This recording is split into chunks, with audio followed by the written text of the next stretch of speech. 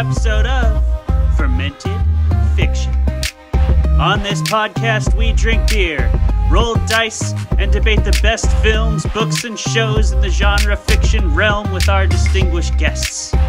This show is hosted by Travis Vermeulen, Colin Poynton, Jeremy Hudson, and me, Clay Vermeulen. Fair warning now, we spoil everything we debate here, so if you haven't seen the featured work, you might consider leaving, checking it out, and coming back when you've been able to form your own opinion. Don't forget to like, comment, subscribe, and otherwise spread the word, as we are an indie-produced venture. Thank you so much for being here, and we hope you enjoy the show. Hello, Fermented folks. Welcome to another episode of the Fermented Fiction Podcast. Today, we have a very exciting featured author interview with the legendary Fonda Lee. Fonda, thank you so much for coming on the show. How are you today? I'm great. Glad to be here. We are so glad to have you as well.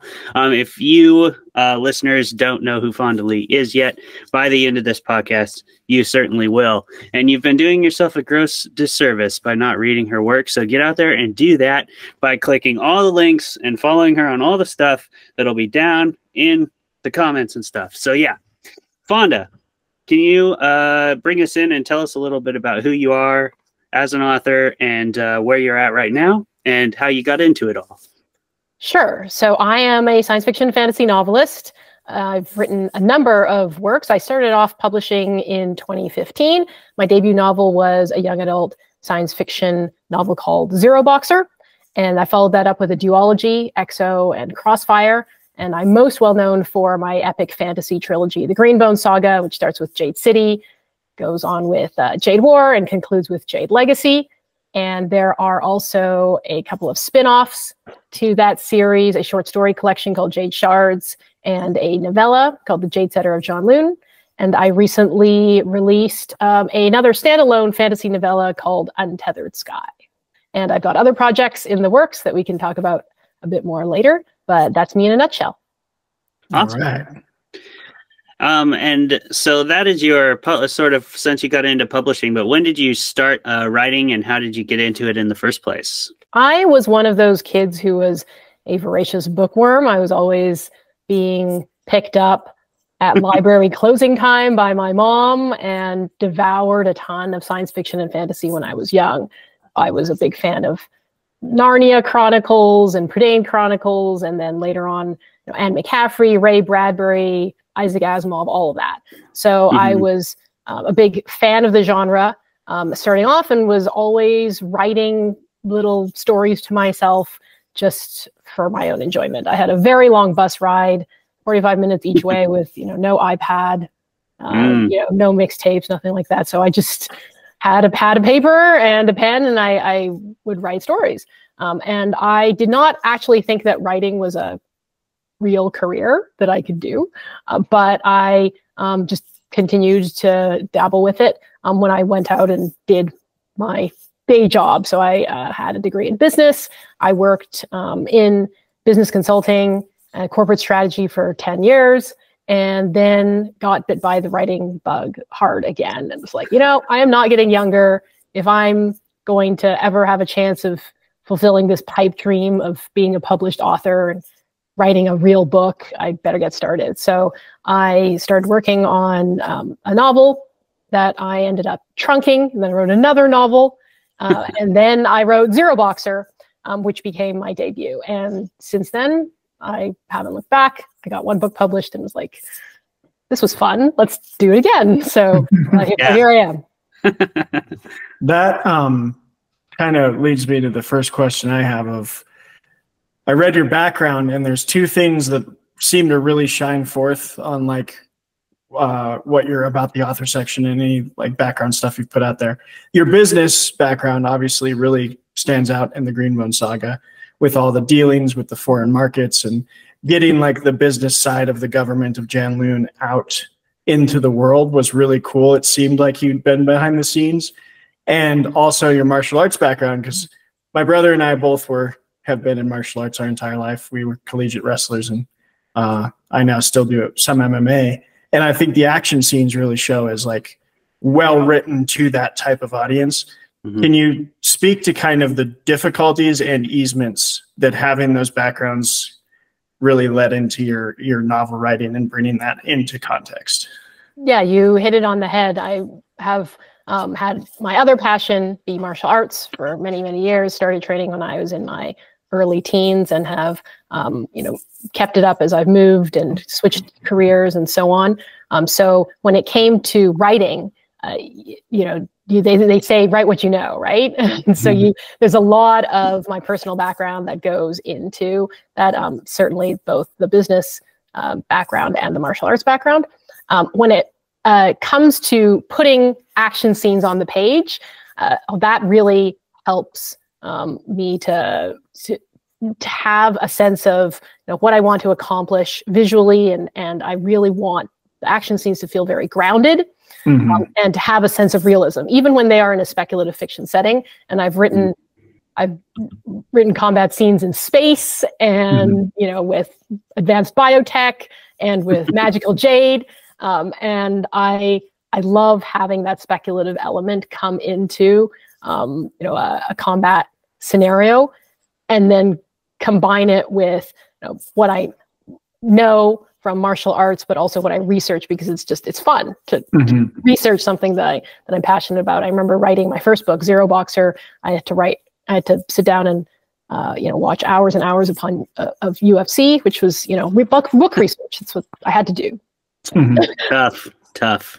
I think it really showed too, and none of your highest prowess fighter characters ever leave a fight without getting hit. Right. And I was like, that this person's been in that kind of combative sport realm, because even Hilo Jin is getting punched in the face while he's fighting, and it's no one's invincible. You're gonna take a few hits when you get in there. Yeah. I love that about those books. Your fight scenes are extremely realistic, and they really bring out that raw and visceral sense of what it's like to actually be in combat, and what it's like to be after a fight, which is something that I don't think we see enough of in stories, is how you feel when the fight is over, which is not good. Yeah, right. I've taught classes on writing action scenes, and one of the things that I say to my students a lot is the action scene is not just the physical combat. It's the emotional stakes leading into that conflict, the conflict itself, and the aftermath. So you have to think of the entire span of that scene in a more holistic sense. Yeah, absolutely. And since we're talking about Green Bones, I got to learn a little bit about where the saga came from and everything at Rainforest Riders, but I don't know how many other people know that story, so I would like to share it here on the podcast, if you would. But can you sort of tell us the story of where your idea for the Green Bone Saga came from, how it came to fruition, and what that whole process looked like from getting picked up? The Green Bone Saga really was me mashing together a whole bunch of stuff that I had personal interest in, and hoping that somebody also wanted that very specific combination of things. So I wanted to write a big, epic family saga and blend it with martial arts action and fantasy and gangster genre tropes. So a combination of everything I love from wuxia, and then The Godfather and epic fantasy, and smashed together. And I had no idea whether or not it would sell. I wrote it completely on spec. And I had actually the idea for the saga pretty early on in my writing career, right around the time I was writing my debut novel. But at the time that I conceived it, I looked at the concept and said, there's no way I'm ready to write this, because I knew it would be a big story. And I had to really earn my writing chops first, writing shorter works, a standalone novel, and then a duology. And then it was right around then I was like, okay, I feel like it's time to tackle this. And I wrote the first book, and then it sold in a 3-book deal. And that's when I sat down and said, okay, great. Now I can plot out what this whole story looks like. Yeah, that's amazing. And I absolutely loved your talk at Rainforest Riders about arcs and creating a successful trilogy. But for those who may not know, I was wondering, Can you explain the process of writing those other 2 books for a series that you pitched to a publisher that you got picked up? And what are the unique challenges and rewards of writing to a deadline compared to that first book where you got to sort of like, you know, like you said, you got to think about it, you got to table it, you got to come back to it when you were ready. But I'm guessing when you got the second 2 books in the deal, you didn't have nearly as much flexibility. So what was that process like, and what were the rewards from it as well? Yeah, the benefit for sure is knowing that you have this large canvas to tell your whole story, and having the confidence that you have a publisher backing you, and that you've got a long-term path to getting this story out on the page. The struggle, as you pointed out, is that you usually have a considerable amount of time to work on the first book. No one is asking for it. Nobody really knows that it exists except for you, maybe your agent. So whether you take 1 year, 5 years, 10 years, no one is breathing down your neck. You have all the time in the world to work on it. But once you have a deal in place and you have a contract and you have deadlines, now you really have obligations. And not only from your publisher and the financial obligation of the contract that you've signed, but also from readers. So once the first book comes out, there's reactions to it. People start speculating what's going to happen in the next 2 books. And it can go either way for an author. If the first book is successful and gets some accolades, gets some fans, then you start to feel the pressure of like, oh, I better not screw this up. On the other hand, if you don't see success with your first book, you can start to feel like it's just crickets out there, and you put your heart and soul out there and you're not getting the reward. And now you still have to slog through books 2 and 3, not knowing whether or not anyone's going to be reading them, whether they're going to get the audience that you hoped for. So I think of trilogies and series as high risk, high reward, because you really are putting in a bigger amount of investment than you would with a single book, a story or a short story or novella. But the rewards can be so great because readers get more invested with each subsequent book. Reading one book, they're somewhat invested. By the time they've read the second book, that you've got them. And then the third book has almost a different readership. The third book readers are the people who've stuck with you for the first 2 books. And my books are long, so they've covered hundreds and hundreds of pages. So that they're invested. And that gives you some freedom because you have the trust of the reader. But it also it also creates this pressure, an internal pressure when you're writing, because it's not just for you and your own enjoyment anymore. There are a lot of people who really are invested in the series finishing well. Yeah, that's a really good point. Trying to balance Twitter. Make sure you didn't write what the fans said. Oh, right. Yes, predictions. You will occasionally see theories, or you'll get people who really want specific things to happen, whether it's they are really invested in some relationship that they want to see 2 characters get together. They want this character to die. They want this character to live. They have all these opinions, and you have to shut that out because what they want is not necessarily how the story should go. And if you start trying to pander to your readers, you're not actually going to deliver the story that's going to most satisfy them, because people don't really know what they want. You have to sell it to them, and you'll sell it to them with the characters and with their writing authentic characters in a story that is thematically resonant and that hangs together and has a satisfying arc for everyone. And that may not be what readers actually want or say they want. They want it, they just don't know what they want necessarily. That actually leads right into the question I was thinking of I think one of the things I love most, besides, I'm sure you've heard a million times that your characters you have written probably my favorite male protagonists in any fantasy in the last 10 years. He talks about Hilo all the time. I love Call Hilo. But I think one thing that really stood out to me as one of my favorite parts of your trilogy is that every time I knew what I wanted, but I didn't think it would fit the story, you leaned away from it and you gave me something even better.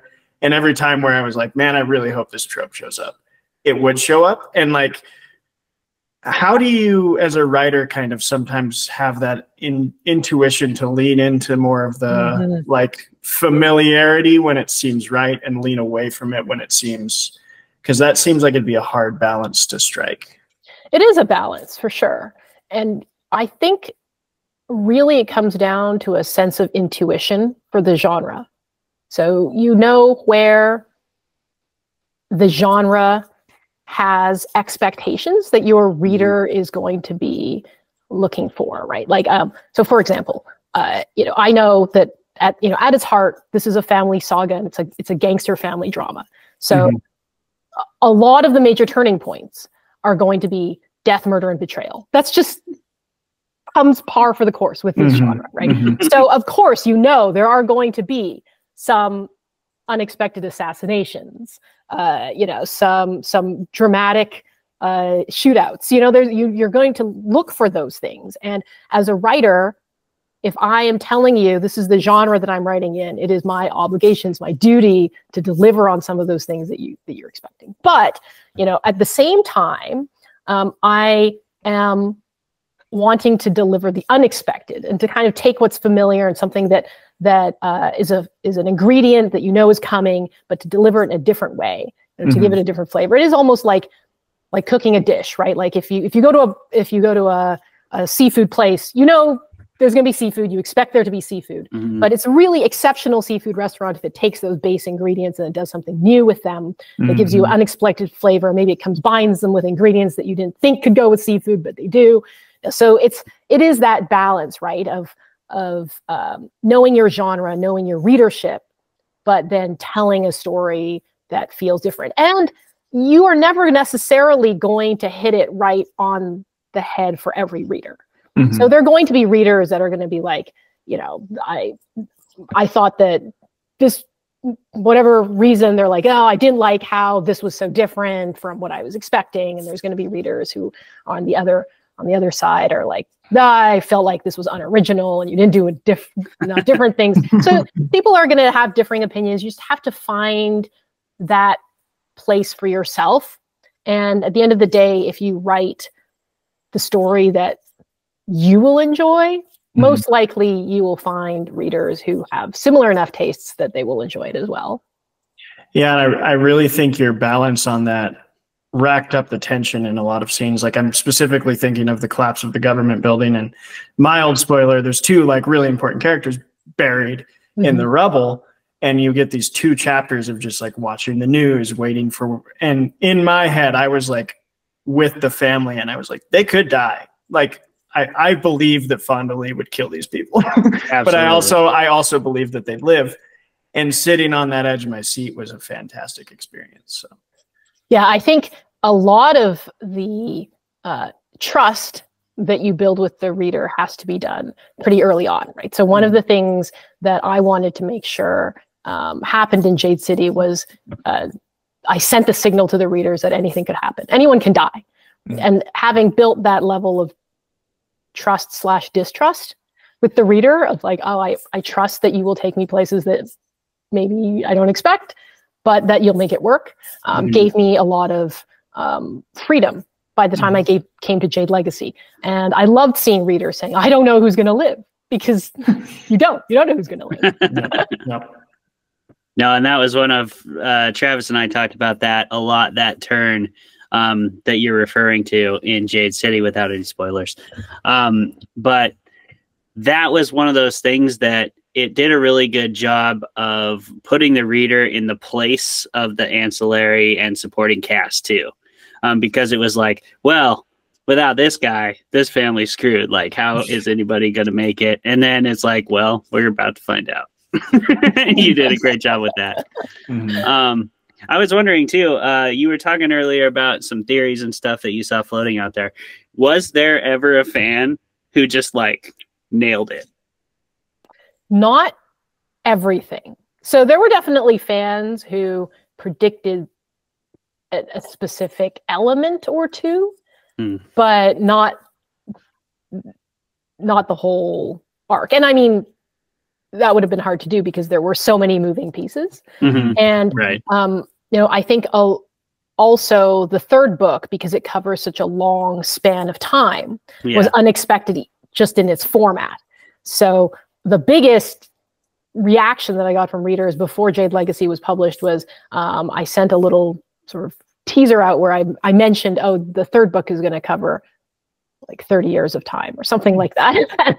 And people kind of flipped out because, they had or read the first book and the second book, and they had sort of a certain expectation for the third. And when I said it was going to be an intergenerational epic that covered decades, that sort of reoriented a lot of people in terms of, what they were going to get. So there were specific characters, that people had all sorts of theories about whether they would live or die. Sometimes they're right, sometimes they weren't. Yeah, I know. It reminds me, trusting the author is definitely important, and it's something crazy fans should do more often. Because I know Travis Baldree, his second book, it was a prequel. And when he first told me that it was going to be a prequel, because he and I talk now and then through Cascade Writers and NorwestCon and cons and stuff, I was like, I didn't tell him, but I was like, well, that doesn't sound, I don't like the sound of that. And then I've been reading it. I'm almost done with it. And it's fantastic. Like after, a few dozen pages, it's like, no, this is great. I was wrong. Yeah. Yeah, I think to not get into ranty territory about other work, but something I don't like, where I think you talk about you have to ignore some of the like fan theories and not let them write the story that you want to write. One of my least favorite movies is the Star Wars Episode 9, because I felt like it was just like writing from Reddit. Like they just read Reddit and were like, oh, the fans want this, and threw it all together in a mess. And it was not the best story. And I think the story you're talking about writing stands in opposition to that. And I think it's like Colin says, we need to trust the author. We need to trust the screenwriters to do their job and not try and like write the story we think we want. Yep. Travis, I'll rant with you any day on that. All right. But to the point that Clay was making, about earlier, about writing the challenges of writing a trilogy. One of the things I talked about at Rainforest was how a trilogy has to have a super arc. Right? There has to be not just an arc for each individual installment, but also an arc that spans the first half and the second half of the trilogy, and then a super arc. And the most recent Star Wars trilogy, to me, is the prime example of lack of a super arc. It felt very much like it was just sort of veering to and fro based on focus groups or, fan feedback or whatever direction, like, or different directors, throwing out one director and having a new director. It was a very good example of not having a trilogy super arc. Could I ask, this might be a stretch because I read both of them in succession, but was your kind of jumping around time? You mentioned one of your earliest reads was Asimov, and I just finished Foundation, and I'm halfway through the second one. And I don't think Asimov writes fantastic characters, but I think he does that really well of like jumping large successions of time and staying with the singular plot line. Was that anywhere in there, or was that just something you've always liked and wanted to do? I wouldn't say it was something that I always wanted to do, because if you'd asked me early on in my career if I wanted to write a story that spanned decades, I would have been like, that sounds really hard. I don't know. And I only did it because it felt like that was what was needed for this trilogy. When I was planning it out, I kind of realized the super arc of the story is the conflict between these two clans across this specific generation in history, right? And I had to cover a decent amount of time in order to tell that story. And I think Asimov is a great example, of someone who is able to cover a large amount of time smoothly. The touchstone that I actually used to great effect when I was writing is Hamilton, the musical. Hamilton, to me, was a great example of covering a period of history through the lens of specific characters. And you know, all this time, there's all these momentous things going on in American history, and they are covered smoothly because you are invested in the story of this character and his family. So every time you go from one musical number to another, you will see, oh gosh, now his kid has grown up, and it's 10 years later, but you're still with that character, you know, and his wife and his kids and his kids. So there's a really grounding effect to covering large periods of time when you're following characters closely, because it's very much like, okay, maybe 5 years have passed, 10 years have passed, but oh yeah, I know this guy. You know, and here he is, he's doing this thing. It's like it's like catching up with an old friend, right? You can sit down with someone you knew from college and time has passed, but you'll sit down over coffee and you'll catch up in a few hours. And there's a level of familiarity that helps that reader adjustment to whatever else is going on in the plot, because you're grounded with a human being. Yeah, and speaking of being grounded, how was it leaving the Green Bone universe? Has it been difficult? Was there ever a point in this new world of just build universes forever until they stop reading it, that you could have probably lived there for a little bit longer if you wanted to?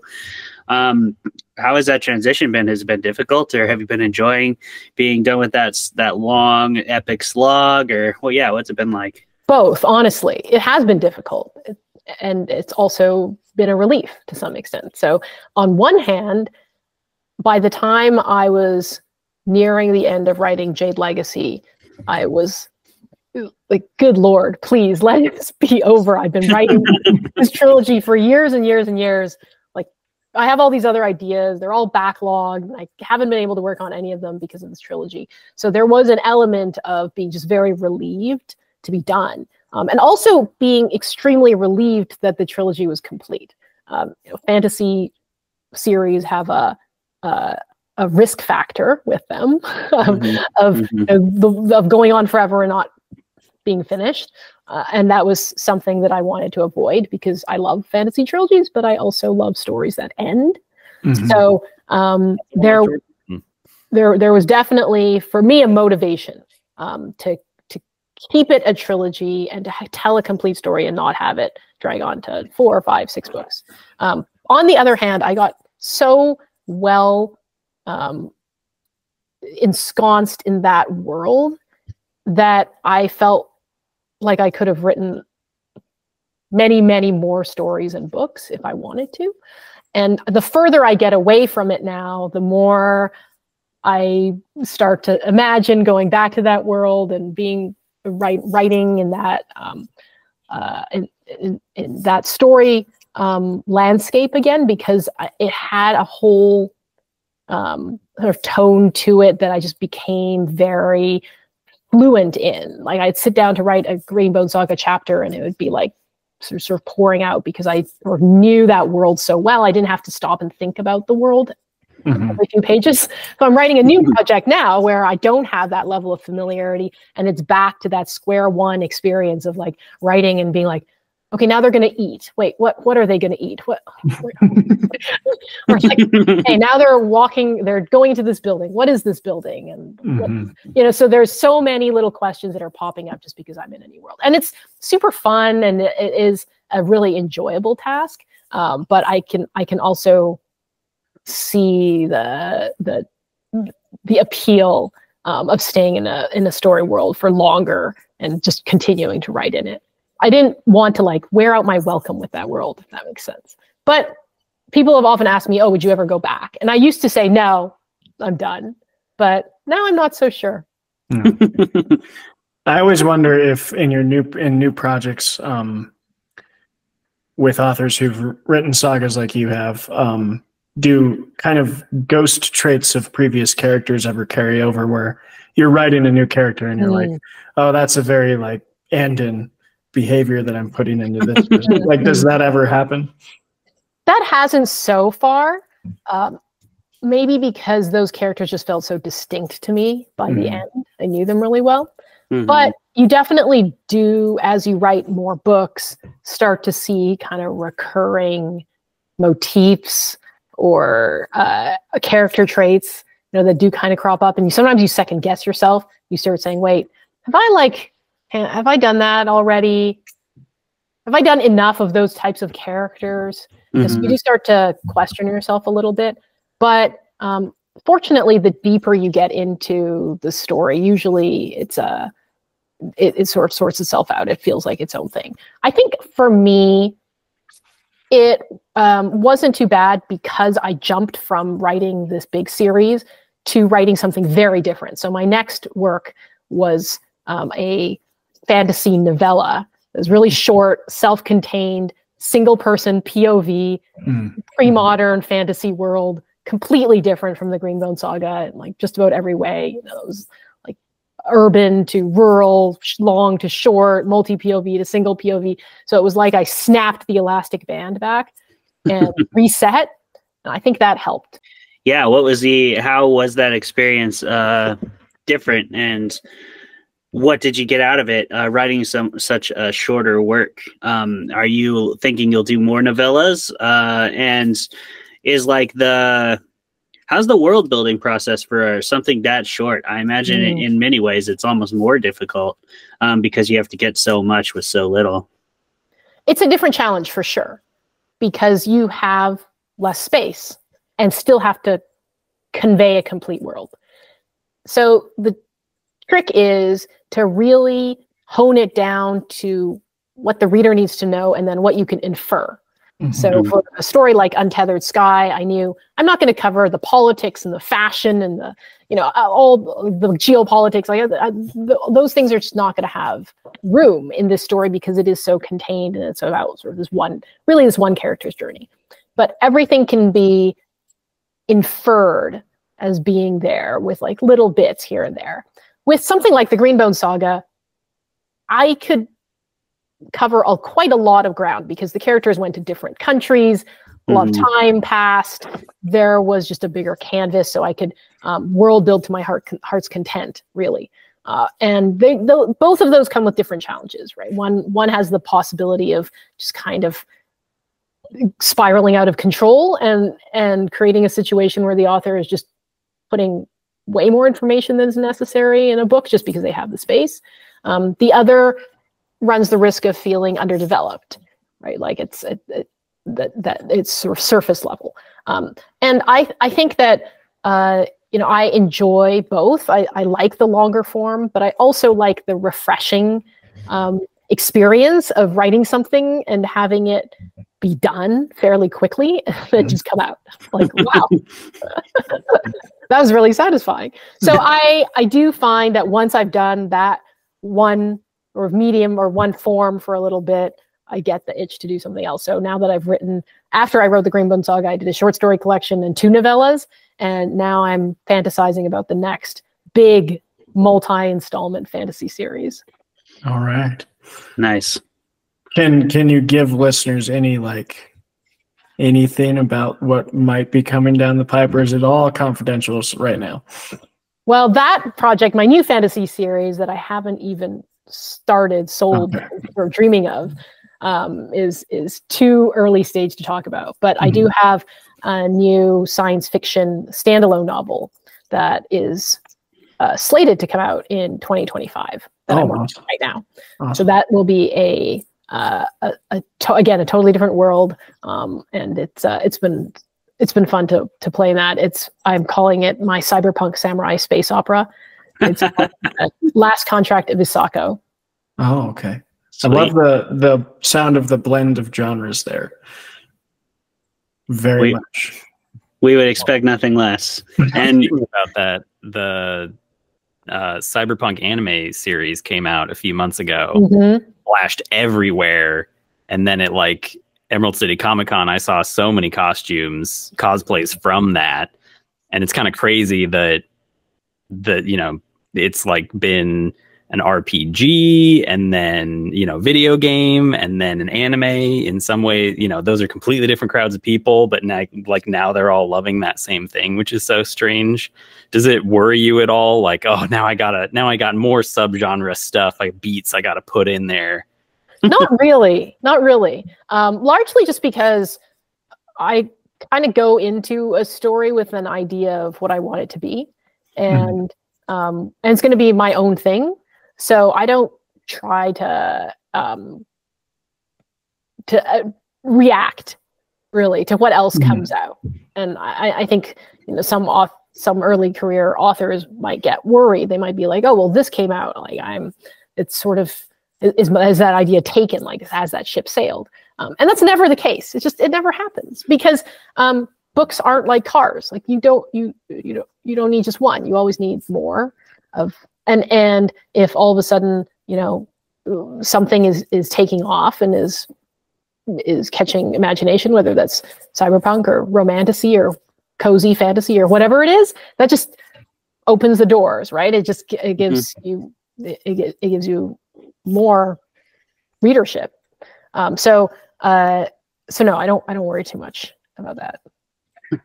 That makes me think of, is there any genre you would say you don't feel you would ever step into as an author who's gone into so many different ones? Any genre I wouldn't step into? I don't know. Well, I think that's a good question. I have had an itch to write a horror novel, so I know it's one genre I probably will step into at some point.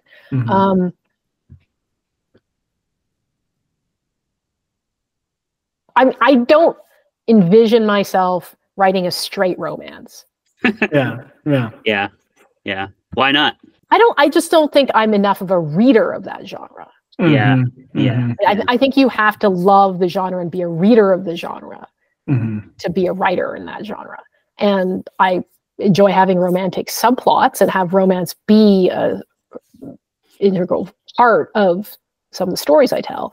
But I think that the romance genre has very specific genre beat expectations that I just don't see myself really fitting in naturally. So yeah. I think that's probably, I mean, other than that, we might see everything else. From might really see everything else. Literally anything else could happen. I'm excited to hear that. Furry lit RPG. Furry lit RPG horror. That's a project she can't tell about. Yeah, 100%. There are some wild subgenres I wasn't aware of until looking at Amazon's incredibly specific and long lists. Right. Yeah, and yet horror is still not a genre on Amazon. Really? Yeah, it fluctuates. It goes back and forth. Like when I did my novella, horror was a thing, and now it's not. Now you have to go thriller, paranormal, or a thriller, supernatural, and it's like, I don't know. I don't get it. But that's a rant that I will not go into. And Fonda, now that you've written so many different forms of book, you've written almost every form of prose, I suppose. Have you done short stories too? I don't know that I've seen short stories from you, but I just assumed you had written some. I have. I've written some short stories. I really am a sporadic short story writer. I write short stories as palate cleansers here and there. Yeah, I love short stories for just like cleansing the idea demons. It sounds like that is what you use them for as well. Do you have any out right now that are in anthologies or anything lately? I do. I have actually one that came out relatively recently in Uncanny Magazine. I have one in an anthology called The Book of Witches. I had one in MIT Tech Review. So they're just sort of random. They often come about when someone is like, will you write us a short story? And if I happen to have an idea and it happens to fit into my schedule, then it'll happen. But I enjoy short stories as a playground. They're not a core part of my bibliography. I mean, there's people who the short stories are their thing. And for me, short stories are a place where I can just play around. And I'll write like satire, well, I'm never going to write a full novel that's a satire, but I'll write something that's funny, and I'm normally don't write funny stuff. So they're a fun place for me to kind of, with relatively low stakes, try different things. Nice. I'm definitely going to go check those out. I do a lot of short fiction, so I love to read it as well. But I was wondering if you have a favorite form, if you have a favorite like length to write. It sounds like you're already thinking of another trilogy, so I don't know if that's it. But do you just prefer that epic where you can really get into the world, or do you really like cranking out those novellas here and there? What's been your favorite of all the different forms? Gosh, I feel it's like length agnostic at this point, in the sense that I'm definitely a novelist. Mm-hmm. Novels for me are my preferred form over short stories, novelettes, novellas, just because they have more to them. I like big stories, and I definitely want to do another series. So it may be that a series is my preferred form, but also that doesn't necessarily bear out because I've done standalones, duologies. I think that a healthy mix of lengths is probably what I aspire to and will continue to do. Speaking of mediums, I follow movie news almost closer than I do books. I've been a film geek for a while, but I know your Green Bone Saga was kind of bid for like a TV series, right? Is that, I know you probably can't talk about any developments in that, but I've always been curious from a writer's standpoint, is that scary to have it out there and see kind of the mixed level of content that's coming out now? Like there's some really amazing shows and then there's some absolute bombs. To have your baby kind of be out there and like, what's going to happen to it? Is that a scary feeling? There is some amount of fear, but it is tempered by the realization that 95% of the time nothing happens.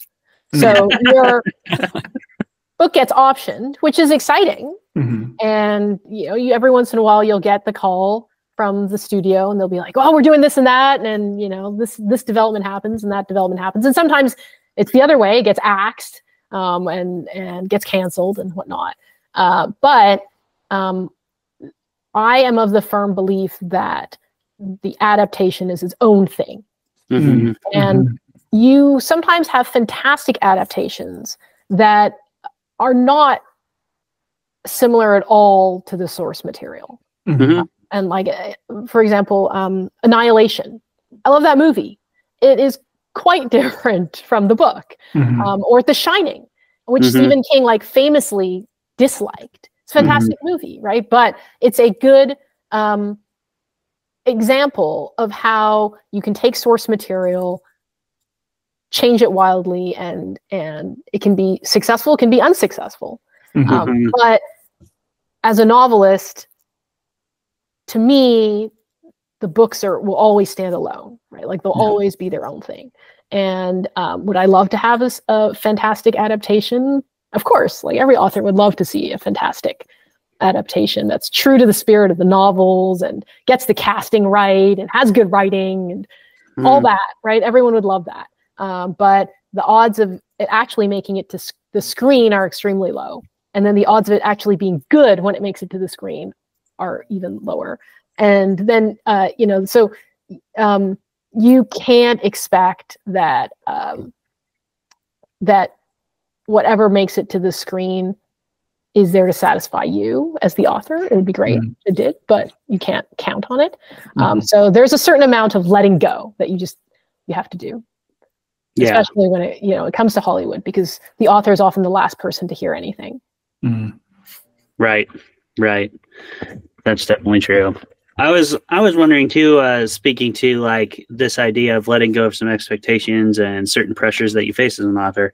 We were talking to Mark Teppo, and he made a really good point about horror, about how it is one of the only genres where you're not like automatically expected to write a trilogy or a sequel by your publisher. So have you had trouble with that? And or have you ran up against that at all when you write your standalone stuff, like your new one that you were talking about?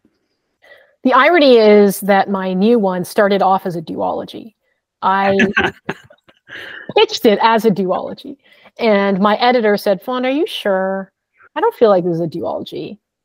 I think it should be one book." And I was like, no, it's a duology. Here's why. And I gave her like all this logic, and I outlined it, and I was like, it's a duology. And she's like, okay, fine. Here's a 2-book deal, which was very trusting of her. And I started writing the first book, and partway through writing the first book, I went back to my publisher and was like, actually, I think it's a standalone. I'm going to take these 2 books and I'm going to smash them into one. And they were like, fine. And so now I have a contract for 2 books, and I only have 1 book planned. And I've got to figure out what I'm going to do about the second book on my contract. You know, I think the pressure from publishers can sometimes go back and forth depending on what seems to be doing well in the market, right? Sometimes they're like, standalones, we want more standalones. And sometimes they're like, trilogies are where it's at. So the market moves around. And as an author, you kind of have to just focus on what this specific story demands. And I think it would have been to my advantage if I could have figured out how to actually make this work as a duology, like I initially intended, because that would have been 2 books. I would have had it sorted with my contract. I wouldn't have to worry about like another book hanging out there. That's like 2 releases. It's twice as much publicity, marketing, you know, reader attention. So it would have been to my advantage to make this 2 books. But unfortunately, I had to listen to the story when I was writing it and realize that no, it's one book. Sorry, Fonda. My bad. So. Well, I wish you the best of luck in that, coming up with that second book. Thank you. I have every confidence in you. We have time for one more question, and then we'll ask where to find you and everything. Colin, Travis, you guys got one more question? I mean, I have a lot of questions, but Colin, do you have a question? I have an unrelated book question, although it can be related, which is on fermented fiction. What fermented beverage of choice would you choose to enjoy? I like kombucha. Kombucha. I love kombucha. Any specific brands? Any specific brand? No, not a specific. I don't have a specific brand. What's the one that comes in those really cute bottles? It's like the fat bottles. I can't remember the name of them now. Yeah, those bottles are great though. Yeah. I used to work at Columbia, which is the beer distributor that has those bottles. I can't remember what they are though. They are Brew Doctor. Brew Doctor. Yes, thank you. That's it. Thank you. Green tea. Yeah. Those are a nightmare to stock. You can't stack them. You can't. Them. Yeah, they are great. Yeah, we get the mix pack of like 9 of them, you know, and it's like you're down to 4 in 3 days, and you're like, right. What happened? Yeah, I feel very Pacific Northwest. You know, I remember when it started to take off, and I go to places and be like, oh, like homebrew kombucha. I feel like this is the most hipster thing imaginable. Now I'm like a kombucha convert. I'm like, oh yeah. Yeah. I probiotic. It exploded when I opened the bottle one time and got all over my kitchen, like on the ceiling. Oh yeah, they will do that. I have not converted yet. I was converted to the IPA train.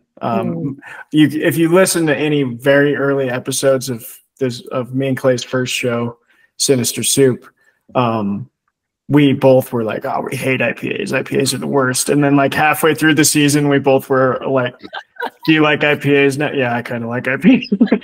It just slowly. Grudgingly admit. Yep. Well, yeah, it started with, we were actually on a quest to find an IPA that didn't suck. So we drank so many of them, and eventually I think I just accidentally acquired the taste. Yep. And now I am Pacific Northwest as hell too. My mustache waxes itself. I don't even have to touch it. Fonda Lee, where can people find you?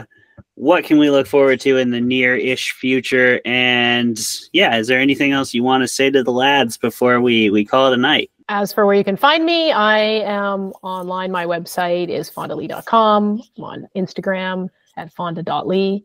And my author newsletter is the best place to get news and updates on stuff that's happening with me. As for what is coming out, I mentioned my next science fiction novel, which will come out next year. I am also doing a new YA duology that's co-written with Shannon Lee, the daughter of Bruce Lee. Wow, that that's awesome. Is a martial arts fantasy that is inspired by her father's life and his some of his unproduced script treatments, and that's going to be fun. So that will also come out in 2025. So more books, more books, basically. Awesome. Well, we are looking forward to them, and we can't thank you enough for coming on tonight. Thank you so much for being on the show. Thanks, guys. Thank you very much, Fonda, and love your books. Love Thank your you. characters. Absolutely. Thank you for joining us. Thanks, Colin. Love your book stack there. It's just a small portion. Yes. All right, everybody. Thank you for listening to Fermented Fiction. This has been our featured author interview with Fonda Lee. Thank you so much for coming on, Fonda. I've been Claver Mullum. He's been Colin. He's been Travis. And we will see you next time. Goodbye.